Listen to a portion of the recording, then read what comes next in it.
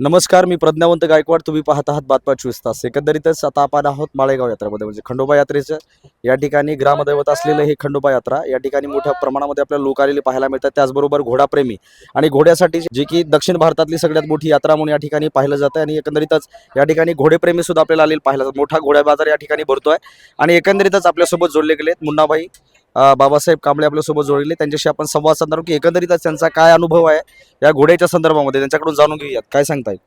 नमस्कार, मी प्रदीप बाबासाहेब कांबळे. मागच्या 3 वर्षापासून आमच्याकडे अश्व आहेत आणि हे अश्व मारवाड जातीचे आहेत. हे मारवाडमध्ये नुकरा जातीचा प्रकार आहे आणि हा मारवाडच आहे, ब्लॅकवाला. आणि हा जो ब्लॅक आहे पॅलेस लाईन आहे राजस्थानची.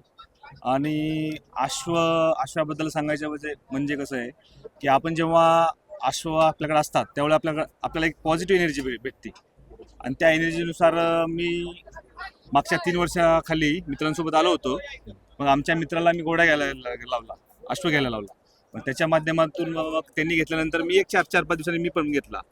आणि मग ते आपल्याला अश्वाबद्दल लढा लागला, प्रेम लागला आणि ते वाढतच गेलं. आता हे आपलं 3रं वर्ष आहे.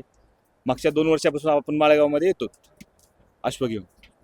एकंदरीतच 3 वर्षापासून आम्ही या ठिकाणी माळेगाव यात्रेमध्ये घोडा घेऊन प्रदर्शन करतोय. त्याचबरोबर आपल्याला हे जे घोडाप्रेमी आहेत ते मुन्नाभाऊ 3 वर्षापासून या ठिकाणी माळेगावमध्ये येतात आणि त्यांना एकंदरीतच जो अनुभव आहे तो एक अप्रतिम अनुभव आलाय.